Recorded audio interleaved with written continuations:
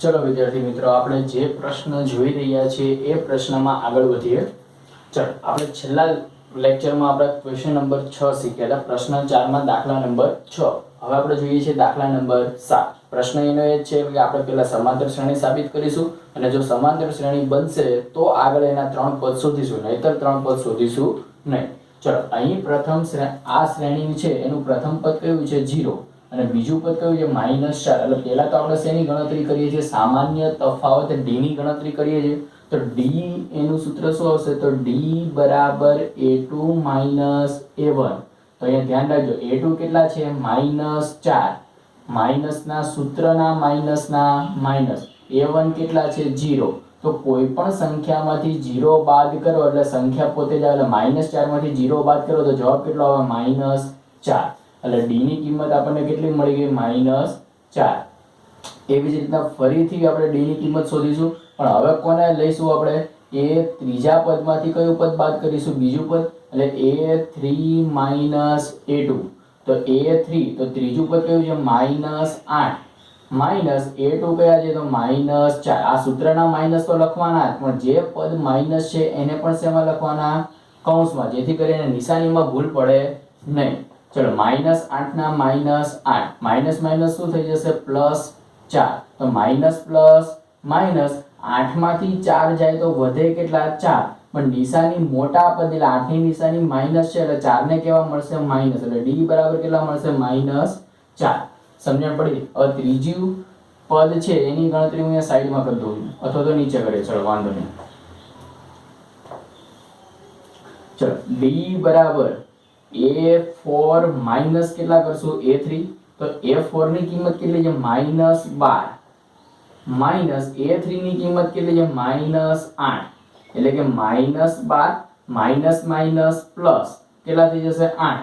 તો minus plus minus 12 માંથી 8 જાય તો કેટલા વધશે -4। 12 માંથી 8 જાય તો 4, નિશાની મોટા પદની એટલે -4, એટલે d બરાબર આવશે -4। એટલે કે અહીંયા જો આ શ્રેણીના આપણને 4 પદ આપ્યા હતા, પણ એના ચારેય ક્રમિક પદ વચ્ચેનો સામાન્ય તફાવત કેવો આવ્યો, સરખો। અને જો સામાન્ય તફાવત સરખો આવે તો આપણે શું લખીએ છીએ કે a2 a1 બરાબર a3 a2 બરાબર a4 a3 હોવાથી આપેલી શ્રેણી समांतर श्रेणी छे। आपेली श्रेणी केवी छे, समांतर श्रेणी छे। अने सामान्य तफावत शोधवानो कीधो छे, तो सामान्य तफावत केटलो मळ्यो -4। तो d बराबर आवशे -4। હવે સામાન્ય તફાવત મળી જાય પછી આપણે શું કરવાનું છે કે આ શ્રેણીના આગળના ત્રણ પદ શોધવાના છે। એટલે કે આપણને ચાર પદ તો આપ્યા જ છે, તો આગળના ત્રણ પદ કયા કયા થશે, પાંચમું પદ, છઠ્ઠું પદ અને સાતમું પદ। तो पांचमું પદ જો તમારે શોધવું હોય એટલે કે a5 જો તમારે શોધવા હોય તો a5 નું સૂત્ર શું બનશે, તમે તમને આગળના 6 દાખલા શીખ્યા એમાં શીખી ગયા કે પાંચમું પદ શોધવું, જે પદ શોધવું હોય તો એની આગળનું પદ વિચારવાનું કે પાંચમું પદ શોધવું છે તો આની આગળનું પદ કયું હશે, ચોથું પદ। તો જે આગળનું પદ હોય એમાં તમારે ઉમેરવાનું શું, માત્ર સામાન્ય તફાવત, એટલે તમને જે પદ શોધવું એ મળશે। એટલે પાંચમું પદ શોધવું છે તો ચોથા પદમાં સામાન્ય તફાવત શું ઉમેરવાનો, d। એટલે કે ચોથું પદ કેટલું છે -12, d કેટલા છે તો -4। તો -12 પ્લસ માઈનસ માઈનસ કેટલા બનશે 4। તો માઈનસ માઈનસ શું થઈ જશે પ્લસ, 12 ને 4 16, પણ નિશાની આવશે મોટા પદની એટલે પાંચમું પદ બનશે -16। એટલે a5 ની કિંમત કેટલી બની ગઈ -16। પછી આપણે શું મેળવશું a6, છઠ્ઠું પદ મેળવશું। તો છઠ્ઠા પદની આગળ કયું પદ આવે, પાંચમું પદ। તો જે પદ શોધવું હોય એના આગળના પદમાં ઉમેરવાનો સામાન્ય તફાવત d। એટલે કે પાંચમું પદ છે -16 પ્લસ d, d ની કિંમત કેટલી છે -4। એટલે કે -16 પ્લસ માઈનસ માઈનસ એટલે કેટલા બનશે 4। તો માઈનસ માઈનસ શું થઈ જશે પ્લસ, 16 ને 4 20, પણ નિશાની મોટા પદની એટલે કેટલા આવશે -20। એટલે a6 બરાબર બનશે -20। ચલો પછી આવશે a7। તો a7 નું સૂત્ર શું બનશે, એ સાતમું પદ, તો સાતમા પદનું આગળ કયું પદ આવે, છઠ્ઠું પદ। તો a6 પ્લસ d, તો a6 ની કિંમત કેટલી મળી -20 પ્લસ d ની કિંમત કેટલી છે -4। તો -20 પ્લસ માઇનસ માઇનસ કેટલા બનશે 4, તો માઇનસ માઇનસ શું થઈ જશે પ્લસ, તો 20 ને 4 કેટલા થઈ જશે 24, પણ નિશાની મોટા પદે એટલે કેટલા -24, એટલે A7 ની કિંમત કેટલી મળી -24, એટલે આ શું મળી આપણને પછીના ત્રણ પદોની આપણે ગણતરી કરી. ચલો હવે એવી જ રીતે જોઈએ ક્વેશ્ચન નંબર 8. આ ક્વેશ્ચન નંબર 7 આપણો પત્યો. હવે જોઈએ ક્વેશ્ચન નંબર 8. તો ક્વેશ્ચન નંબર 8 માં તો જો અહીંયા શું કીધું છે, બધા જ પદો સરખા છે. -1 તૃતીયાંશ, -1 તૃતીયાંશ, -1 તૃતીયાંશ તો -1 તૃતીયાંશ, બધા જ પદો કેવા છે સરખા. તો આ સમાંતર શ્રેણી જો રકમ જોઈને કહો તો સમાંતર શ્રેણી છે કે નથી.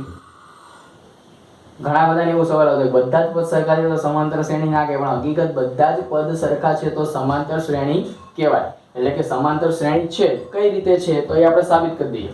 ચલો તો હવે આપણે શું મેળવશું, સામાન્ય તફાવત d મેળવશું, એટલે કે d બરાબર a2 a1, એટલે કે a2 કેટલા છે તો -1/2, આ સૂત્રના માઈનસના માઈનસ. a1 કેટલા છે તો -1/2.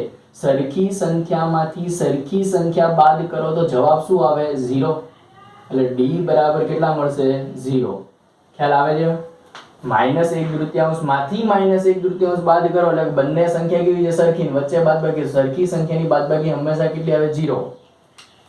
પછી d બરાબર શું બનશે a3 a2, તો a3 ની કિંમત કેટલી છે તો -1/2, સૂત્રના માઈનસના માઈનસ. a2 ની કિંમત -1/2, તો સરખામાંથી સરખું બાદ થાય તો જવાબ 0, એટલે d બરાબર 0.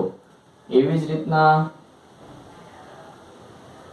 d બરાબર a4 a3, તો a4 ની કિંમત -1/2, a3 ની કિંમત -1/2, તો 1/2 માંથી 1/2 જાય તો d બરાબર 0, એટલે કે આ દાખલામાં પણ ક્રમિક પદ વચ્ચેનો સામાન્ય તફાવત આપણને કેટલો મળ્યો, તો બધામાં સામાન્ય તફાવત મળ્યો 0. એનો મતલબ કે બધા જ પદ વચ્ચે સામાન્ય તફાવત સરખો રહે છે તો આપેલી શ્રેણી કેવી કહેવાય, સમાંતર શ્રેણી કહેવાય. તો આપણે અહીંયા શું લખશું, a2 a1 equal to a3 a2 equal to a4 a3 હોવાથી આપેલી શ્રેણી સમાંતર શ્રેણી છે. આપેલી શ્રેણી કેવી છે, સમાંતર શ્રેણી છે. અને સામાન્ય તફાવત d બરાબર આપણને કેટલા મળ્યા 0, એટલે કે d ની કિંમત આપણને મળી 0. અને જો સમાંતર શ્રેણી હોય તો આપણે શું કરવાનું છે, તો આગળના ત્રણ પદો શોધવાના છે. તો ચાર પદ આપ્યા છે તો આગળના ત્રણ પદ, એટલે પાંચમું પદ, છઠ્ઠું પદ અને સાતમું પદ. તો પાંચમા પદની ગણતરી કરવી તો a5 નું સૂત્ર શું બનશે, તો હમણાં જ શીખવાડ્યું. પાંચમા પદની આગળ કયું પદ આવે, ચોથું પદ. તો જે પદ આગળ આવે એમાં શું ઉમેરી દેવાનો d. તો ચોથા પદની કિંમત કેટલી છે તો -1/2 પ્લસ કેટલા ઉમેરવાના 0, તો કોઈ પણ સંખ્યામાં 0 ઉમેરો એટલે એ સંખ્યા પોતે જ આવશે, એટલે જવાબ આવશે -1/2, એટલે કે પાંચમું પદ શું બનશે -1/2.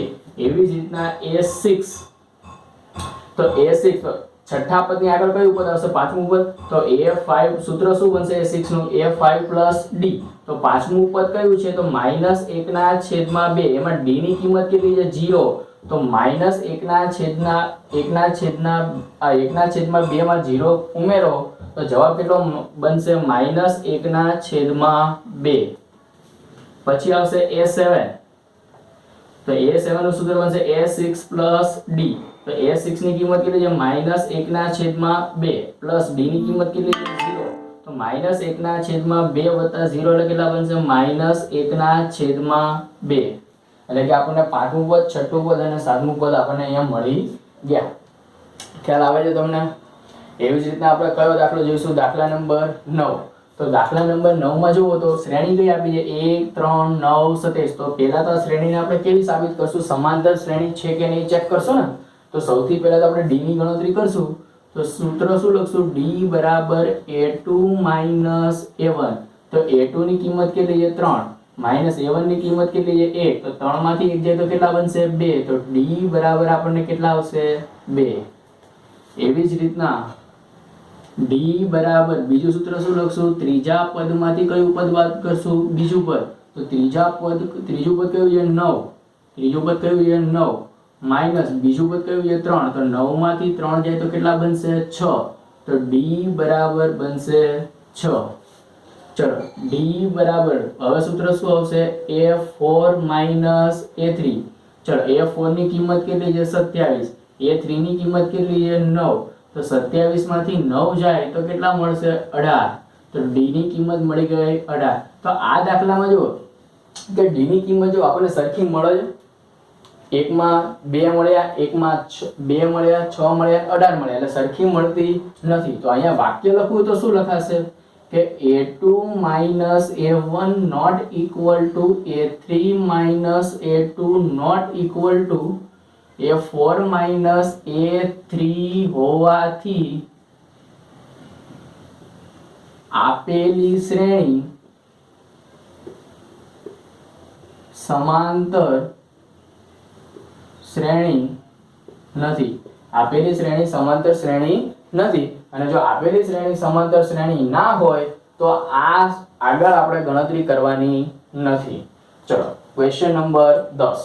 ક્વેશ્ચન નંબર 10 માં ખાસ ધ્યાન આપજો. રકમ નથી આપી, આપણને શું આપે? પદ આપે. તો પહેલું પદ છે a, બીજું પદ છે 2a, ત્રીજું પદ છે 3a, ચોથું પદ છે 4a. તો કઈ રીતે કામ કરવાનું તો જોવો બધા. તો આપણે જેમ કામ કરીએ સ્ટેપ બાય સ્ટેપ. સૌથી પહેલા સમાંતર શ્રેણી છે કે નહીં એ સાબિત કરશું, પછી ડી શોધશું અને પછી આપણે આગળના 3 પદ શોધીશું. ચલો તો સૌથી પહેલા તો આપણે ડી ની ગણતરી કરીએ તો ડી નું સૂત્ર શું બનશે? તો ડી બરાબર બનશે a2 minus a1. શું બનશે? a2 minus a1. તો a2 ની કિંમત કેટલી છે? 2a minus a1 ની કિંમત કેટલી છે? a. તો 2a માંથી 1a જાય તો વધે કેટલા? 1a વધે ને, પણ આગળ એક સહગુણક 1 લખવાની જરૂર નથી. એટલે ડી ની કિંમત કેટલી મળી? a. ખ્યાલ આવે છે? 2a માંથી a જાય એટલે a ની આગળ કઈ ના હોય તો કેટલા હોય? 1 તો હોય. એટલે 2 માંથી 1 જાય તો વધે કેટલા? 1a. ચલો પછી ડી બરાબર a3 minus a2. તો a3 ની કિંમત કેટલી છે? 3a. ત્રીજું પદ કેટલું છે? 3a. અને બીજું પદ કેટલું છે? 2a.